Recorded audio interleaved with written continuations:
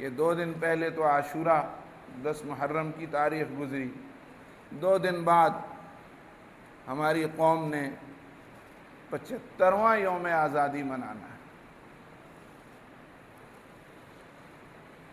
یا اللہ، اس وقت ملک کے جو حالات ہیں، یا جس گرداب اور جس بھنور سے یہ ملک گزر رہا ہے، اس میں دور دور تک جشن منانے کی کوئی بات نہیں۔ شکر اس بات پہ ضرور کریں کہ اللہ تعالیٰ نے مجھے اور آپ کو موقع عطا فرمایا، اور فکر اس بات کی کریں کہ اس موقع کے ساتھ ہم نے کیا زیادتی کی۔ ہم میں سے ہر شخص اپنے آپ کو، اپنے خاندان کو، اپنے گھر کو، اپنے کاروبار کو، اپنی ذات کو بنانے اور بچانے میں لگا ہوا ہے۔ ملک کا کیا ہوتا ہے کسی کو پرواہ نہیں، قوم کا کیا ہوتا ہے کسی کو پرواہ نہیں، حضور پاک صلی اللہ علیہ وسلم کے لائے ہوئے اسلام کا کیا ہوتا ہے کسی کو پرواہ نہیں۔ اللہ جل شانہ ہمیں ہوش کے ناخن لینے کی توفیق عطا فرمائے، آنکھیں کھولنے کی توفیق عطا فرمائے۔ یہ باجے بجا بجا کے ہم نے ملک حاصل نہیں کیا تھا۔ کس کو کہیں، کیا کہیں؟ منع کریں کہتے ہیں مولوی سختی کرتے ہیں۔ یہ باجے بجانے کے لیے اللہ پاک نے دیا تھا، اور ہم چھوٹے ہوتے تھے یہ باجے کی مصیبت نہیں تھی، اور چیزیں تھیں۔ اب یہ نیا کام نکل آیا ہے۔ اللہ پاک سمجھ نصیب فرمائے، قوم کی حالت پہ رحم فرمائے۔ یہ جتنے کام ہم کرتے ہیں، یہ سارے کام ہندوؤں کے ساتھ، انگریزوں کے ساتھ رہ کر کیے جا سکتے تھے۔ اس کے لیے الگ ملک لینے کی ہرگز ضرورت نہیں تھی۔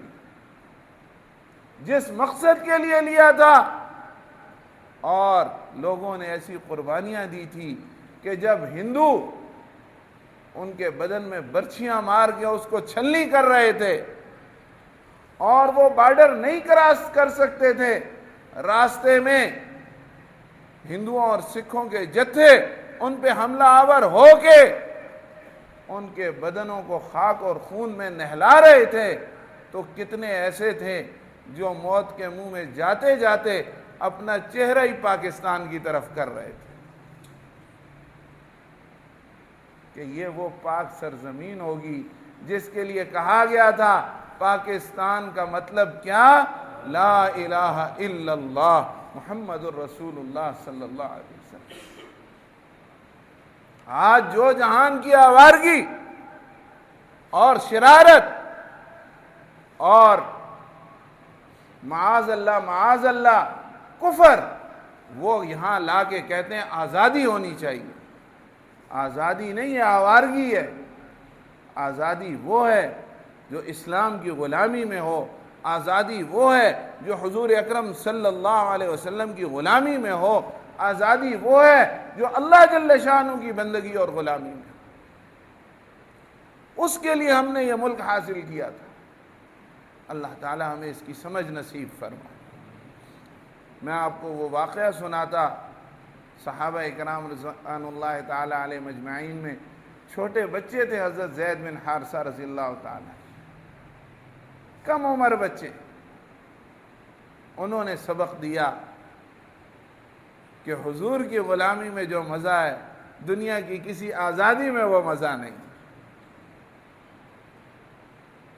اللہ تعالیٰ وہ ذائقہ ہمیں بھی نصیب فرما دے، اور یہ نہیں کہ انسان کہے کہ میں آزاد ہوں گا تو آزاد ہی ہوں گا، وہ ضرور غلام ہوگا۔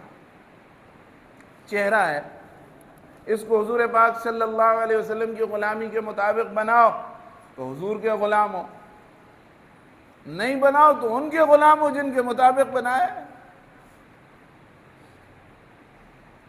کسی کی غلامی تو کرنی پڑے گی نا، تو ان کی شکل بناؤ۔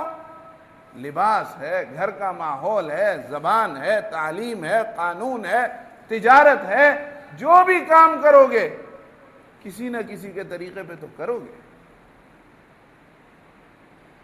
اللہ جل شانہ ہمیں اپنی اور اپنے حبیب صلی اللہ علیہ وسلم کی غلامی والی آزادی نصیب فرمائے۔ جس دن یہ نصیب ہو گئی، یقین جانو حقیقی طور پہ ہم آزاد ہوں گے۔ پھر دنیا میں سچ مچ کسی کے غلام نہیں رہیں گے۔ کہنے کی بات نہیں ہم غلام ہیں، ہم غلام نہیں ہیں، یہ تو ایک کیفیت ہے جو نصیب ہوتی ہے، زبان کے کہنے سے تھوڑا ہی کچھ ہوتا ہے۔ اللہ پاک ہمیں اس کی سمجھ نصیب فرمائے۔ زندگی رہی تو انشاءاللہ یہ ایک اور نشست اس کی متقاضی ہے کہ وہ واقعہ سنایا جائے تو انشاءاللہ سنا دوں گا، جس سے پتہ چلتا ہے کہ مسلمان کی حقیقی آزادی حقیقت میں حضور اقدس صلی اللہ علیہ وسلم کی سچی غلامی میں۔ اللہ تعالیٰ وہ حسین اور مبارک غلامی ہم سب کو نصیب فرمائے۔